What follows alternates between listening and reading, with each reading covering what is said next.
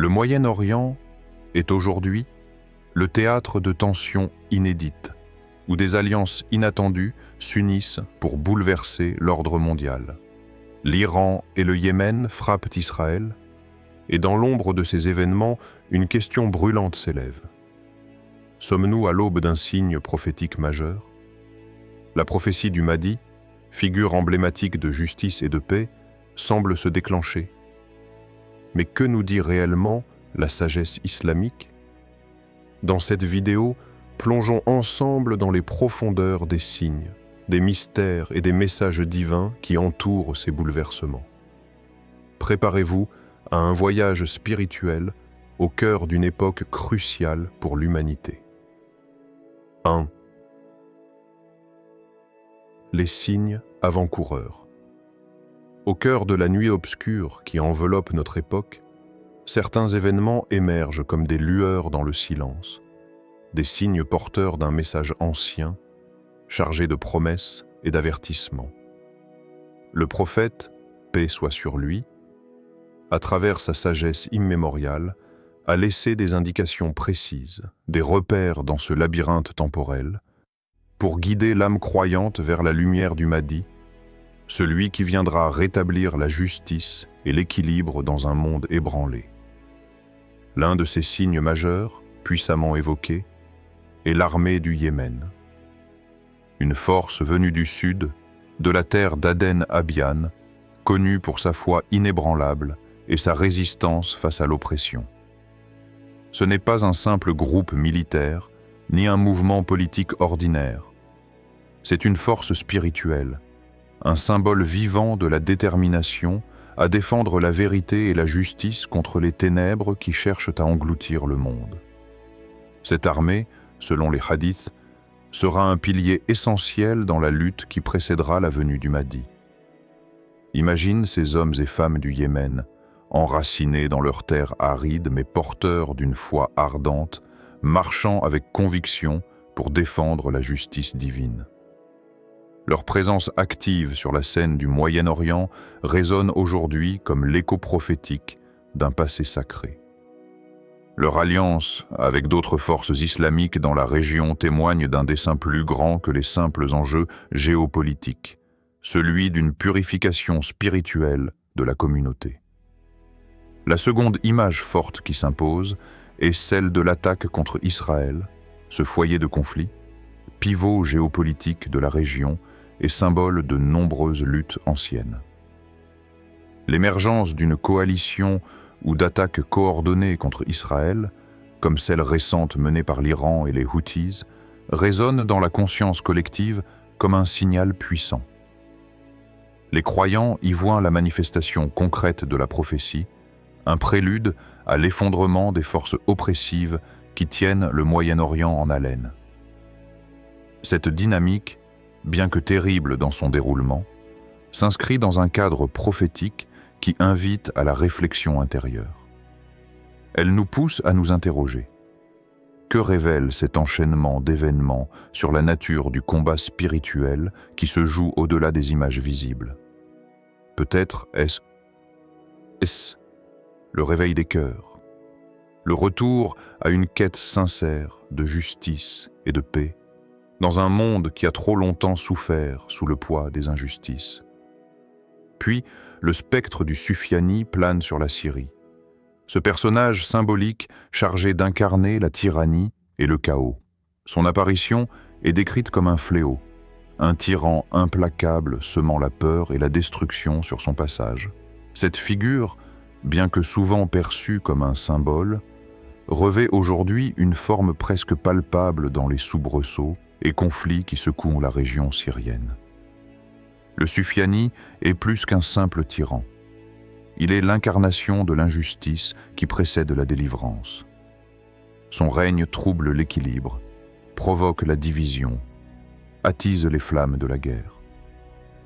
Pourtant, au cœur de cette obscurité, son émergence annonce paradoxalement la proximité de la lumière promise par la venue du Mahdi.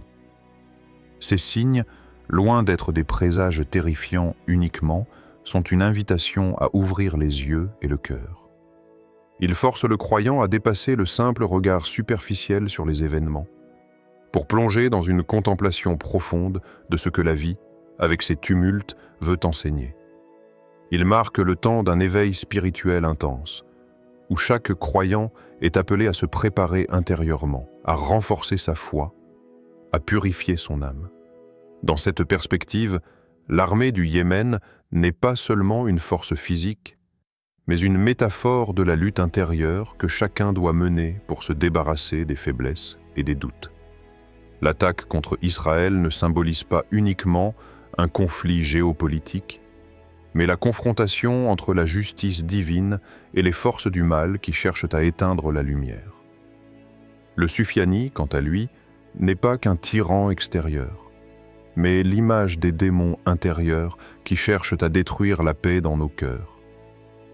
C'est dans cette tension entre les signes visibles et leur portée spirituelle que le message du prophète prend toute sa profondeur.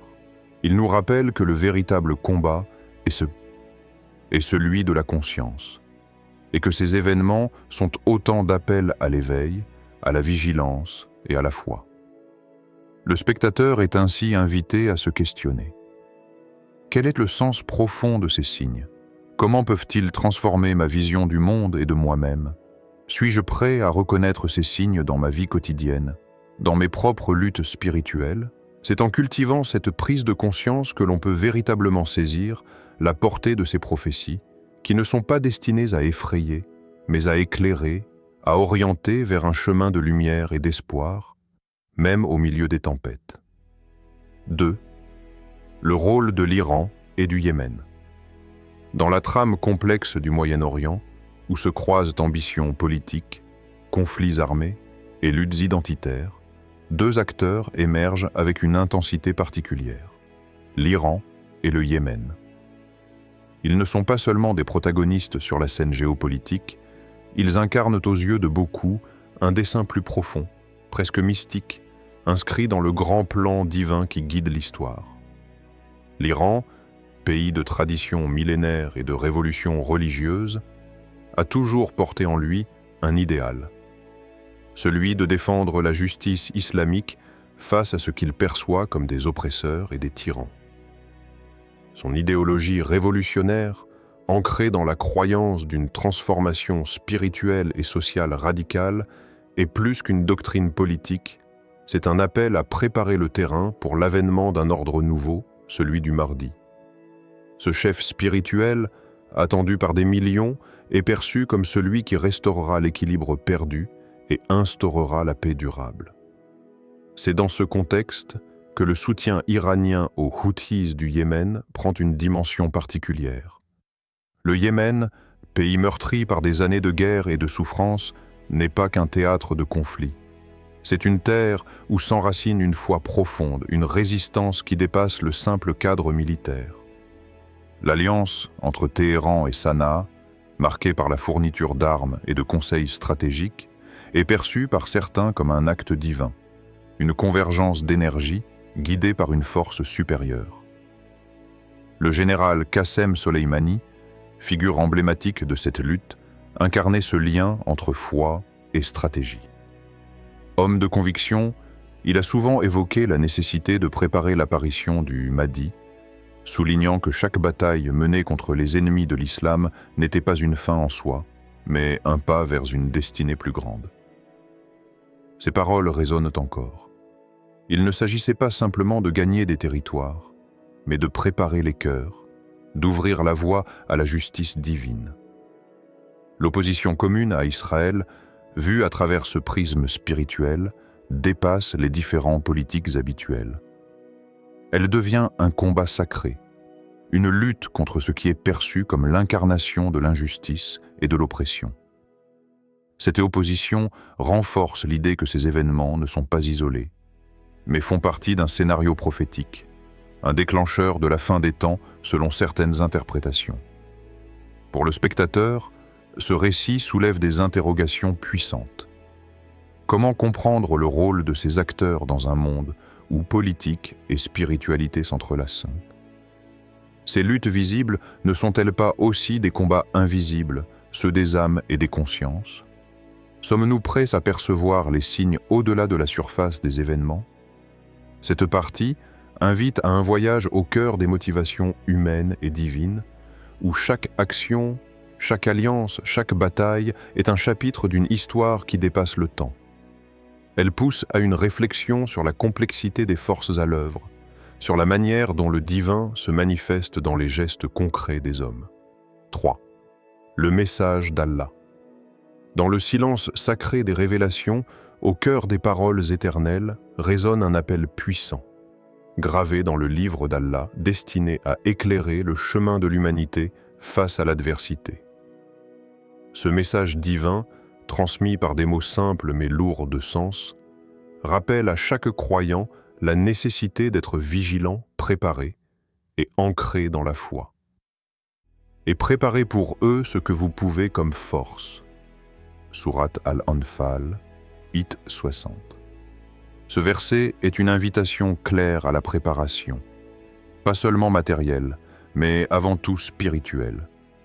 Il ne s'agit pas de céder à la peur ou au fatalisme, mais de cultiver la force intérieure, la patience et la persévérance qui permettent de traverser les tempêtes avec dignité et confiance.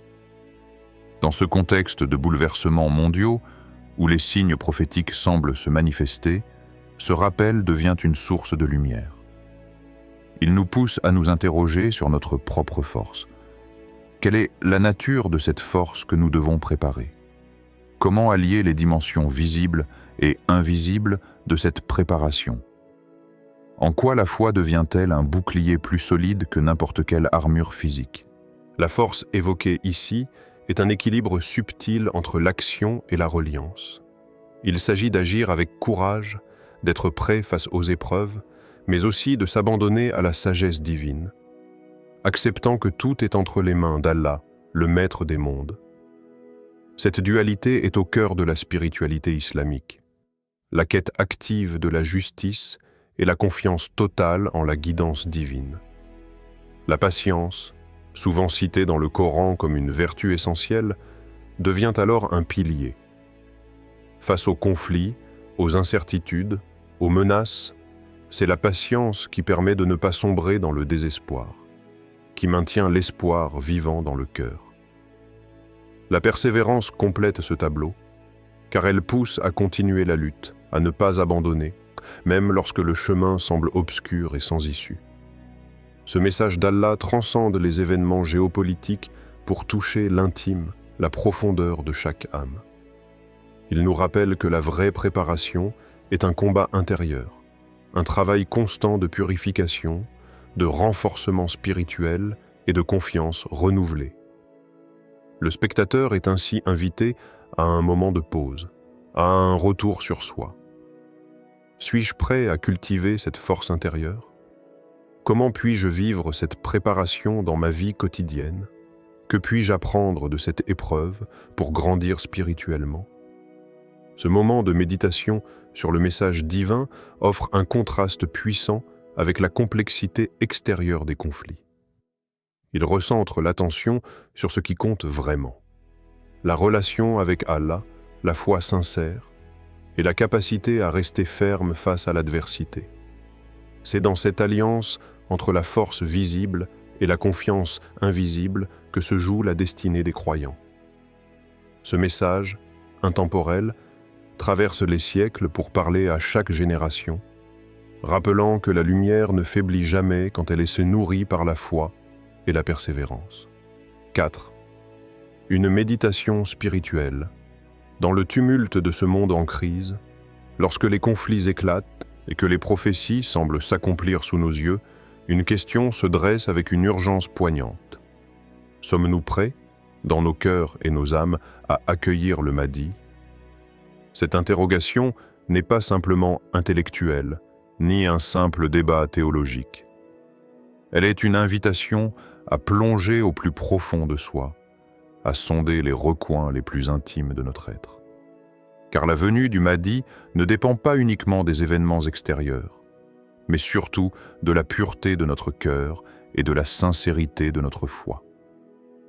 Dans un monde bouleversé, marqué par la violence, l'injustice et le doute, Comment renforcer cette foi fragile?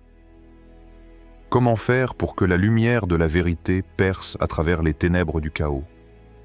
La réponse ne réside pas dans les stratégies politiques ou militaires, mais dans un cheminement intérieur, dans la quête personnelle et collective d'une transformation spirituelle. La purification du cœur devient alors la première étape.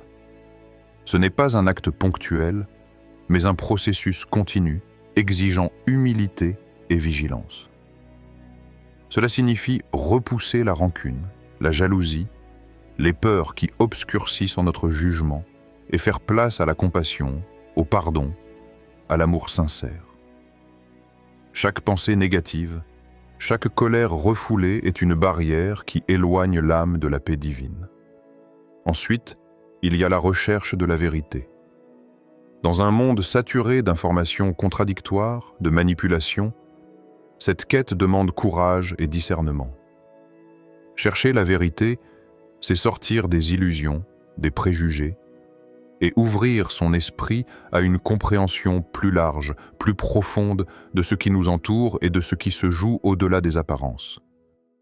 Enfin, l'engagement envers la justice se révèle comme le dernier pilier.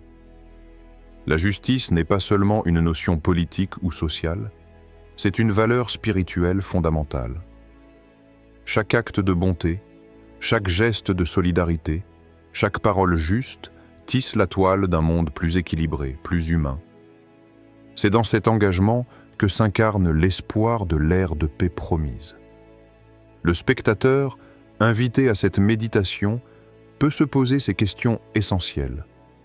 Ai-je la force intérieure de purifier mon cœur chaque jour? Suis-je prêt à embrasser la vérité, même si elle dérange mes certitudes? Comment puis-je agir concrètement pour promouvoir la justice autour de moi? Ces réflexions ouvrent une porte vers un changement profond, vers une transformation qui dépasse les simples mots pour toucher l'essence même de notre humanité. Elles offrent une lumière douce dans l'obscurité ambiante, un refuge où l'âme peut se reposer et se renforcer. Dans cette méditation silencieuse, le spectateur est invité à se reconnecter avec lui-même et avec la source divine, à trouver l'équilibre nécessaire pour faire face aux tempêtes extérieures. C'est un appel à la paix intérieure, cette paix qui prépare à accueillir la venue du Mahdi, celui qui incarnera enfin la justice et la réconciliation. 5. L'espoir d'un avenir meilleur. Au cœur des ténèbres, où le monde semble vaciller, l'islam élève une voix claire et puissante, une promesse inscrite dans les pages sacrées. Certes, après la difficulté, il y a la facilité, sourate Ash-Shar, K84-6. Ce message d'espoir n'est pas une simple consolation. Il est la clé d'une transformation profonde, la lumière qui éclaire le chemin lorsque tout paraît perdu. L'arrivée du Mahdi est ce moment tant attendu, ce tournant historique où la vérité triomphera du mensonge, où la justice éclipsa l'injustice. Plus qu'un événement futur, il incarne la force vivante de la foi qui ne s'éteint jamais, cette lumière intérieure qui brûle même dans la nuit la plus noire. À travers ce symbole se dessine un horizon nouveau, un avenir où règne la paix, l'équité et la fraternité. Les combats d'aujourd'hui, les épreuves que subissent les peuples, deviennent les épreuves purificatrices avant l'aube nouvelle. Chaque défi, chaque sacrifice est une pierre posée sur le chemin de la rédemption collective. Pour nous, spectateurs et croyants, cette perspective est un appel vibrant à ne jamais perdre espoir, à persévérer malgré la fatigue, les doutes et les obstacles. Elle pose cette question cruciale. Comment puis-je nourrir cette espérance au quotidien, dans mes actions et dans mon cœur? Quelle part puis-je jouer dans l'édification de ce monde meilleur promis? L'espoir n'est pas passif. Il est une force active, un moteur qui pousse à l'engagement, à la solidarité, à la justice. C'est ce souffle qui inspire les âmes courageuses à se relever, à continuer la lutte spirituelle et sociale. L'histoire nous enseigne que les grandes transformations ne sont jamais instantanées. Elles naissent dans la patience, dans la foi renouvelée, dans la volonté collective de bâtir un avenir différent. La prophétie du Mahdi, au-delà de ces manifestations, est une invitation à participer à ce changement, à incarner cette lumière en soi. Ainsi, même si les signes se manifestent et que les conflits semblent s'intensifier, le croyant trouve dans cette promesse divine un ancrage solide. Car la victoire ultime appartient à la vérité, et la lumière finit toujours par percer les ombres. Cette dernière partie du voyage spirituel laisse au spectateur un souffle d'espérance, une énergie positive qui renouvelle la foi et prépare à embrasser un futur lumineux, guidé par la sagesse d'Allah et la justice du Mahdi.